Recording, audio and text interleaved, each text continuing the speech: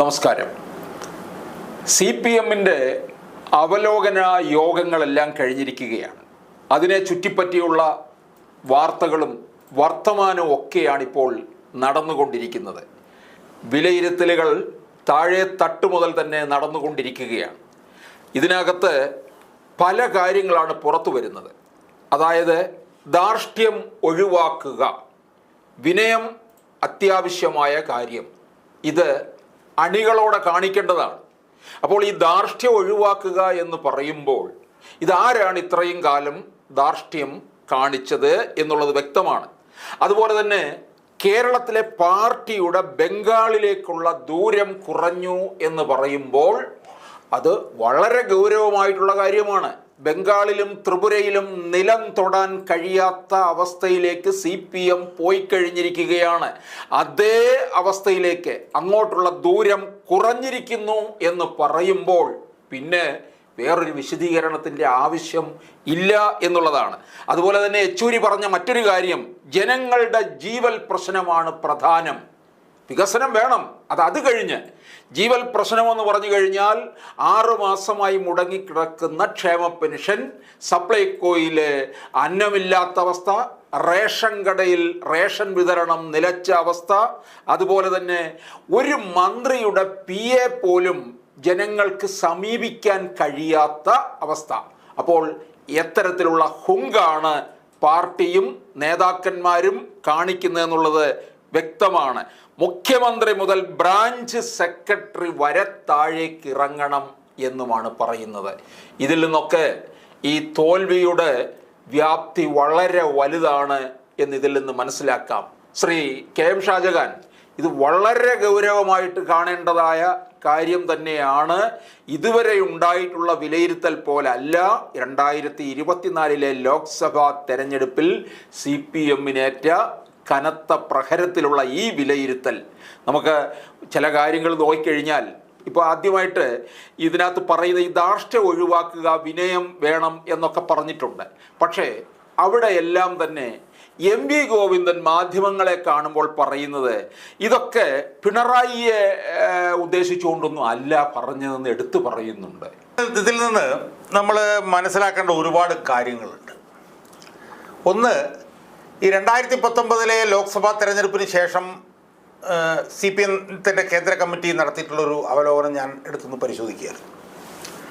കാരണം ആ തെരഞ്ഞെടുപ്പിലും ഇതുപോലെ തന്നെ 19 സീറ്റിലും തോറ്റ ഒരു തെരഞ്ഞെടുപ്പാണ്. ആ തെരഞ്ഞെടുപ്പിൽ കേന്ദ്ര കമ്മിറ്റി നടത്തിയ അവലോകനവും ഈ തെരഞ്ഞെടുപ്പിന് ശേഷം കേന്ദ്ര കമ്മിറ്റി നടത്തിയ അവലോകനം തമ്മിലൊന്ന് താരതമ്യം ചെയ്താൽ എന്താണ് സംഭവിച്ചിട്ടുള്ളത് എന്നും എന്താണ് സംഭവിക്കാൻ പോകുന്നതെന്നും തമ്മിൽ സംബന്ധിച്ച് കൃത്യമായിട്ടുള്ള ഒരു ധാരണ നമുക്ക് ലഭിക്കും എന്നുള്ളതാണ്. ഇപ്പോൾ 2019 അവലോകന റിപ്പോർട്ട് ഞാനെടുത്ത് നോക്കിയപ്പോൾ അതിൽ ഏതാണ്ട് പരിപൂർണമായി സംസ്ഥാന കമ്മിറ്റി പറഞ്ഞതുപോലെ ഉള്ള വാദഗതികളാണുള്ളത്. ശബരിമലയുടെ വിഷയം ഉണ്ടായിരുന്നു, രാഹുൽ ഗാന്ധിയുടെ വിഷയം ഉണ്ടായിരുന്നു, ഇതൊക്കെ കൊണ്ടാണ് സംഭവിച്ചിട്ടുള്ളത്. അതിൽ പറഞ്ഞൊരു പ്രധാനപ്പെട്ട കാര്യമുണ്ട്. എന്താണ്? സംസ്ഥാന സർക്കാർ നല്ല പ്രവർത്തനമാണ് നടത്തിയത്, എന്നിട്ടും എന്തുകൊണ്ട് ഇങ്ങനൊരു തിരിച്ചടി കിട്ടി എന്നുള്ളതിനെ കുറിച്ചിട്ട് ആലോചിക്കണം എന്ന് പറഞ്ഞുകൊണ്ടുള്ള ഒരു അവലോകന റിപ്പോർട്ടാണ് 2019 വന്നിട്ടുള്ളത്. എങ്കിൽ എന്ന് പറഞ്ഞാൽ അന്ന് സംസ്ഥാന പാർട്ടി ഘടകത്തിനെതിരായിട്ടോ അല്ലെങ്കിൽ ഗവൺമെൻറ്റിനെതിരായിട്ടോ ഒന്നും ഒരു തരത്തിലുള്ള പരാമർശങ്ങളും ആ റിപ്പോർട്ടിലില്ല. അതുമായി നമ്മളിപ്പോൾ ഒന്ന് താരതമ്യം ചെയ്ത് നോക്കിയാൽ വളരെ കൃത്യമായി തന്നെ, വളരെ കൂലങ്കഷമായി തന്നെ, വളരെ അർത്ഥശങ്കയ്ക്കിടയില്ലാത്ത വിധത്തിൽ തന്നെ കേരളത്തിലെ പാർട്ടി ലീഡർഷിപ്പിനും പാർട്ടി ലീഡർഷിപ്പിൻ്റെ നേതൃത്വത്തിൽ നിൽക്കുന്ന പിണറായി വിജയനും MV ഗോവിന്ദൻ മാസ്റ്റർക്കിട്ടുമുള്ള തലക്കിട്ടുള്ള അടി അതിൽ വളരെ വളരെ പ്രകടമാണ്.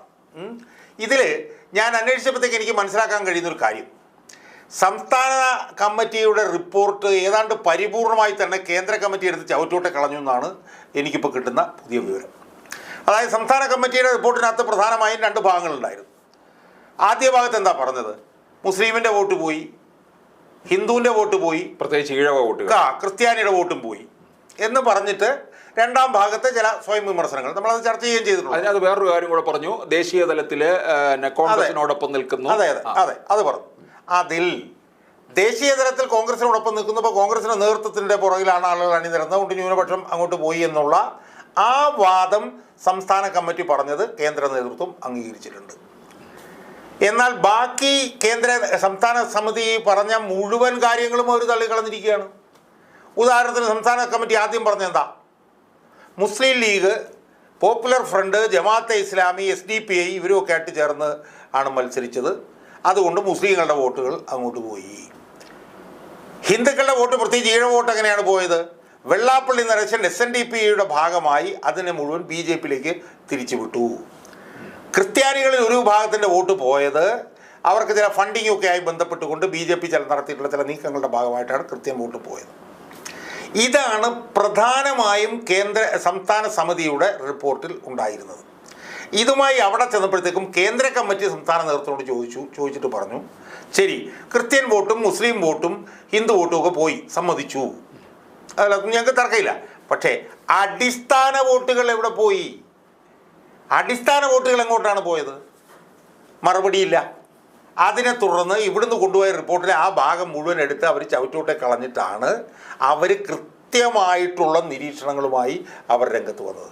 അവർ പറഞ്ഞെന്താണ്, it is a disturbing fact that the core vote bank of the CPM has shifted to BJP in many constituencies.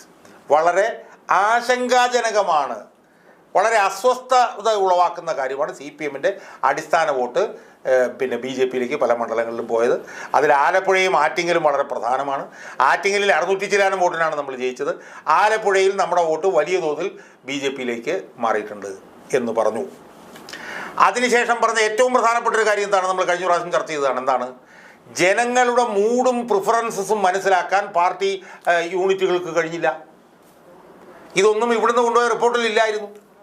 അതെല്ലാം അവിടെ ചേർത്തിട്ടുള്ളതാണ്.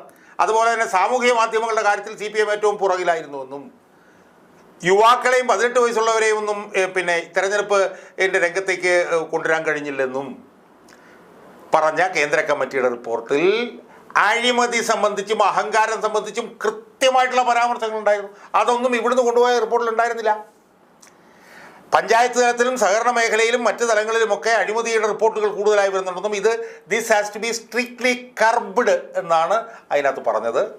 കഴിഞ്ഞ ദിവസം നമ്മൾ ചർച്ച ചെയ്ത പോലെ പറഞ്ഞത് എന്താണ്, അതായത് arrogance of party cadres from top to bottom has alienated the party from the people എന്നാണ് പറഞ്ഞിട്ടുള്ളത്. അപ്പം കൃത്യമായി തെറ്റുകൾ എന്താണെന്ന് എണ്ണി കേന്ദ്ര നേതൃത്വം പറഞ്ഞിട്ടുണ്ട്. അത് സീതാറാം യെച്ചൂരി ഇവിടുത്തെ കോഴിക്കോട് മീറ്റിംഗ് കഴിഞ്ഞപ്പോൾ എന്താ പറഞ്ഞത്, തെറ്റുകൾ ഞങ്ങൾ ഐഡൻറ്റിഫൈ ചെയ്തു, വി ഹാവ് ഐഡൻറ്റിഫൈഡ് ദി പറഞ്ഞ പോലെ സെറ്റ് ബാക്സ്.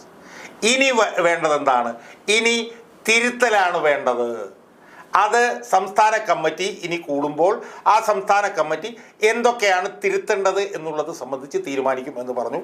ഞാൻ മനസ്സിലാക്കിയിടത്തോളം തിരുത്തൽ ഏതൊക്കെ നിലയിലാണ് വേണ്ടത്, തിരുത്തലിൻ്റെ ഭാഗമായി എന്തൊക്കെയാണ് ചെയ്യേണ്ടത്, തിരുത്തലിൻ്റെ ഭാഗമായി ഉണ്ടാക്കേണ്ട മാർഗനിർദ്ദേശം, മാർഗരേഖ, ഇത് ഉൾപ്പെടെ കേന്ദ്ര നേതൃത്വം സംസ്ഥാന കമ്മിറ്റിക്ക് കൊടുത്തിട്ടുണ്ട് എന്നാണ് ഞാൻ മനസ്സിലാക്കുന്നത്. ഈ ഒരു കാര്യം കൂടെ പറഞ്ഞിട്ട് ഞാൻ എൻ്റെ പ്രാഥമിക വിലയിരുത്തലാണ് അവസാനിച്ചത്. ഇതുണ്ടായതിൻ്റെ അസഹിഷ്ണുതയും അസ്വസ്ഥതയും ആശങ്കയുമാണ് പിണറായി വിജയനും MP ഗോവിന്ദനും പ്രകടിപ്പിക്കുന്നത്. ഇതുണ്ടായതിൻ്റെ ആശങ്കയാണ് പിണറായി വിജയൻ നിയമസഭയ്ക്കകത്ത് പറഞ്ഞത്. ഞാനിപ്പോൾ പ്രത്യേകിച്ച് അത് പറയേണ്ട കാര്യമില്ല. അതുപോലെ തന്നെ ഇതിൻ്റെ ഒരു അസ്വസ്ഥതയാണ് MP ഗോവിന്ദൻ പത്രസമ്മേളനത്തിൽ പറഞ്ഞത്. MP ഗോവിന്ദൻ പറഞ്ഞല്ലോ, മുഖ്യമന്ത്രിയുടെ ശൈലി മാറ്റണം എന്നാരും ആവശ്യപ്പെട്ടിട്ടില്ല. ശരിയാണ്, മുഖ്യമന്ത്രിയുടെ ശൈലി മാറ്റണമെന്ന് റിപ്പോർട്ടിൽ പറഞ്ഞിട്ടില്ല, അത് കറക്റ്റാണ്. പക്ഷേ റിപ്പോർട്ടിൽ എന്താ പറഞ്ഞിരിക്കുന്നത്? റിപ്പോർട്ടിൽ പറഞ്ഞിരിക്കുന്ന arrogance of the party cadres from top to bottom എന്ന് പറഞ്ഞാൽ അതിൻ്റെ അർത്ഥം എന്താ? എല്ലാവരെയും ഉദ്ദേശിച്ചു, ഏറ്റവും മുകൾത്തട്ട് മുതൽ ഏറ്റവും താഴെത്തട്ട് വരെ എന്നാണ്. വേണമെങ്കിൽ പറയാറുന്നല്ലോ, പാർട്ടി അണികൾ, താഴെത്തട്ടിലുള്ള പാർട്ടി അണികൾക്കാണ് arrogance എന്ന് പറയാറുന്നല്ലോ. അതിൽ ടോപ്പ് ടു ബോട്ടം എന്ന് വന്നിട്ടുണ്ടെങ്കിൽ അത് പിണറായി വിജയനെ മാത്രമല്ല, അത് MP ഗോവിന്ദൻ മാസ്റ്ററെയും കൂടി ഉദ്ദേശിച്ചിട്ടാണ് പറഞ്ഞിട്ടുള്ളത്. അതുകൊണ്ട് തന്നെയാണ് MP ഗോവിന്ദൻ മാസ്റ്റർക്ക് ഈ പത്രസമ്മേളനത്തിൽ ഈ അസ്വസ്ഥത അവർ പ്രകടിപ്പിച്ചത് എന്നുള്ളത് നമ്മൾ മനസ്സിലാക്കിക്കൊള്ളൂ. ഇവർക്കെല്ലാവർക്കിട്ടും അടി കിട്ടാൻ പോവുകയാണ്. അത് ഇവരും കൂടെ അടങ്ങുന്ന സംസ്ഥാന കമ്മിറ്റിയെ കൊണ്ട് തന്നെ, മനസ്സിലായി, കടിച്ച പാമ്പിനെ കൊണ്ട് തന്നെ വിഷമറപ്പിക്കുക എന്ന് പറഞ്ഞതുപോലെ സംസ്ഥാന കമ്മിറ്റിയെ കൊണ്ട് തന്നെ ഇതെല്ലാം ചെയ്യിപ്പിക്കാൻ പോവുകയാണ് എന്നുള്ളത് നമുക്ക് വരും ദിവസങ്ങളിൽ നമുക്ക് കാണാൻ പറ്റും എന്നാണ് എനിക്ക് തോന്നുന്നത്. ഈ MP ഗോവിന്ദൻ എപ്പോഴും പിണറായിയെ സംരക്ഷിച്ചുകൊണ്ടുള്ള മറുപടിയാണോ നൽകുന്നത്? അത് ഇപ്പം ശൈലി തിരുത്തൽ നിർദ്ദേശം പറയുമ്പോൾ പിണറായിയെ ഉദ്ദേശിച്ചല്ല എന്ന് പറയുമ്പോൾ ഇവർ തമ്മിലുള്ള ഒരു കൂട്ടുകെട്ട് വ്യക്തമല്ലേ? അല്ല വിജയദാസ്, ഇത് പിണറായി ഉദ്ദേശിച്ചല്ല എന്ന് പറയുന്നതിൽ നിന്ന് തന്നെ നമ്മൾ മനസ്സിലാക്കേണ്ടത് പിണറായി ഉദ്ദേശിച്ചാണ് എന്നുള്ളതാണ് നമ്മൾ മനസ്സിലാക്കുന്നത്. രണ്ടാമത്തെ പ്രധാനപ്പെട്ട പ്രശ്നം കേന്ദ്ര നേതൃത്വം കുറ്റക്കാരായിട്ട് പിണറായി വിജയനെ മാത്രമല്ല കാണുന്നത്. കേന്ദ്ര നേതൃത്വം പാർട്ടി നേതൃത്വത്തെയും കേരള പാർട്ടി നേതൃത്വത്തെയും തെറ്റുകുറ്റക്കാരനായി കാണുന്നുണ്ട്. കാരണം എന്താ? പിണറായി വിജയൻ തെറ്റായ വഴിയിൽ പോകുമ്പോൾ പിണറായി വിജയനെ തിരുത്താനുള്ള ബാധ്യതയും ഉത്തരവാദിത്വവും ചുമതലയായിരുന്നു സംസ്ഥാന നേതൃത്വത്തിനുണ്ടായിരുന്നത്. ആ അവസരങ്ങളിൽ ഒന്നും പിണറായി വിജയനെ തിരുത്താതിരുന്നു എന്ന് മാത്രമല്ല, പിണറായി വിജയൻ തെറ്റായ വഴിയിൽ കൂടെ സഞ്ചരിച്ചപ്പോൾ പിണറായി വിജയൻ അതിനുള്ള പൂർണ്ണമായിട്ടുള്ള പിന്തുണ കൊടുക്കുകയും കൂടെ ചെയ്തത് പാർട്ടി നേതൃത്വമാണ് എന്നുള്ള ബോധ്യം കേന്ദ്ര നേതൃത്വത്തിൽ ഉണ്ടായിട്ടുണ്ട്. പാർട്ടി നേതൃത്വത്തെ നേരത്തെ തന്നെ കാൽക്കീഴിലാക്കി. അല്ല, ഞാൻ പറഞ്ഞത് എന്ത് തന്നെ ആയാലും അത് കേന്ദ്ര നേതൃത്വത്തിന് നോക്കേണ്ട കാര്യമില്ലല്ലോ. കേന്ദ്ര നേതൃത്വം നോക്കുമ്പോൾ പിണറായി വിജയൻ ഈ തിരിച്ചടിക്ക് കാരണമായിട്ടുള്ള പിണറായി വിജയൻ്റെ നയവ്യതിയാനങ്ങൾക്ക് എല്ലാത്തിനും എല്ലാ അവസരങ്ങളിലും അകമഴിഞ്ഞ പിന്തുണയാണ് ഇവിടുത്തെ പാർട്ടി നേതൃത്വം കൊടുത്തിട്ടുള്ളത് എന്നുള്ള ബോധ്യവും കൂടി കേന്ദ്ര നേതൃത്വത്തിന് ഉണ്ടായിട്ടുണ്ട് എന്നുള്ളതിൻ്റെ ഒരു ചളിപ്പാണ് എം വി ഗോവിന്ദനും കാണിക്കുന്നത്.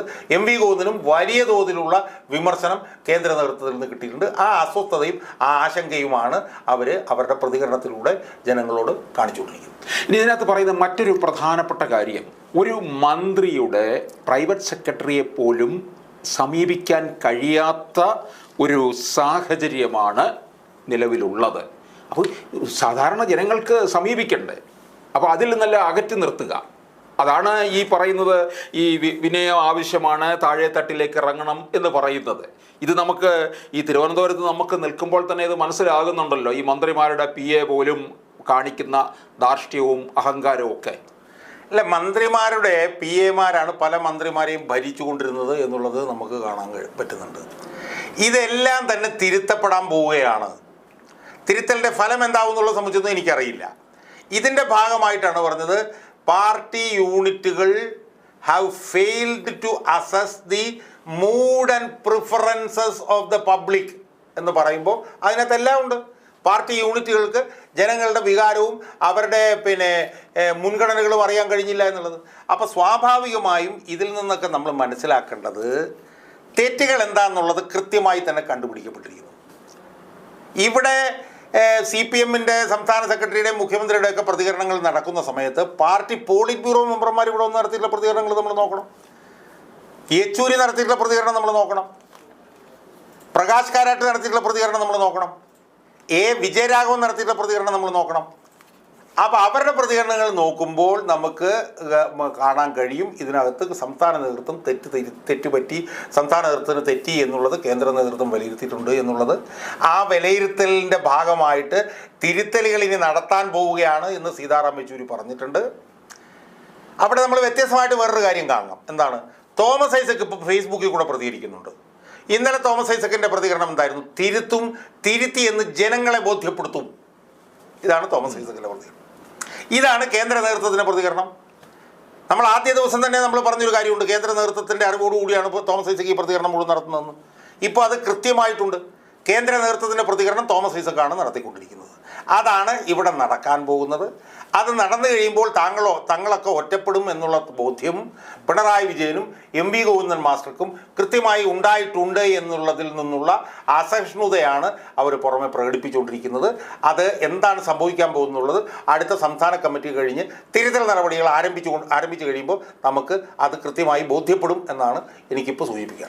ഈ വിജയരാഘവൻ പറഞ്ഞല്ലോ, പൂതലിച്ച ഒരവസ്ഥയിലേക്ക്, അതായത് ദ്രവിച്ചു പോയ ഒരവസ്ഥയിലേക്കാണ് പാർട്ടിയുടെ കാര്യങ്ങൾ നീങ്ങുന്നത്. ഇത് MV ഗോവിന്ദൻ പറഞ്ഞത് അങ്ങനൊരു പദത്തെക്കുറിച്ച് അറിവില്ല എന്നുള്ള രീതിയിലാണ്. ഗോവിന്ദൻ മാസ്റ്ററാണ്, ഒന്ന് ഡ്രിൽ മാസ്റ്റർ ആണെങ്കിലും സ്കൂളിൽ കഴിഞ്ഞതല്ലേ, അത്യാവശ്യത്തിന് മലയാള പദങ്ങളൊക്കെ അറിയാവുന്ന ഒരാളല്ലേ, കൂടെ ജോലി ചെയ്ത മലയാള അധ്യാപകരും ഒക്കെ ഉണ്ടല്ലോ. അപ്പം ഈ MV ഗോവിന്ദൻ ഇങ്ങനെ അത് തള്ളിക്കളഞ്ഞതിലാണ് എനിക്ക് അതിനകത്തൊരു അതൊന്നും പ്രത്യേകിച്ച് നമ്മൾ കാണേണ്ട കാര്യമില്ല വിജയനാഥ്. കാരണം എന്താണെന്ന് വെച്ചാൽ MV ഗോവിന്ദൻ ഇപ്പോൾ പാർട്ടി സെക്രട്ടറി ആയിട്ട് 1 വർഷം ആയിട്ടുള്ളൂ. ഈ നിലയിൽ പോയാൽ അടുത്ത പാർട്ടി സമ്മേളനം കഴിയുമ്പോൾ MV ഗോവിന്ദന് പാർട്ടി സെക്രട്ടറിയായി തുടരാൻ പറ്റുമോ ഇല്ലയോ എന്നുള്ള കാര്യത്തിൽ തന്നെ ഉള്ള സംശയമാണ് ഇതുപോലുള്ള കാര്യങ്ങളിലൂടെ പ്രതിഫലിക്കുന്നത്. നമ്മൾ കാണേണ്ട ഒരു കാര്യം ഇത്രയേ ഉള്ളൂ. കേരളത്തിൽ നിന്നുള്ള പോളിറ്റ് ബ്യൂറോ അംഗങ്ങളുടെ നിലപാടുകൾ എന്താണ് എന്നുള്ളതാണ് നമ്മൾ കാണേണ്ടത്. പിണറായി വിജയൻ്റെ ഏറ്റവും വിശ്വസ്തനായി നിന്നു എന്ന് പറയുന്ന എ വിജയരാഘവൻ പോലും കേരളത്തിലെ പാർട്ടി ചെതലരിച്ച ഒരു അവസ്ഥയിലാണ് എന്ന് പറയുമ്പോൾ അത് പ്രകടിപ്പിക്കുന്നത് കേന്ദ്ര നേതൃത്വത്തിൻ്റെ നിലപാടാണ്, പോളിറ്റ് ബ്യൂറോയുടെ നിലപാടാണ്.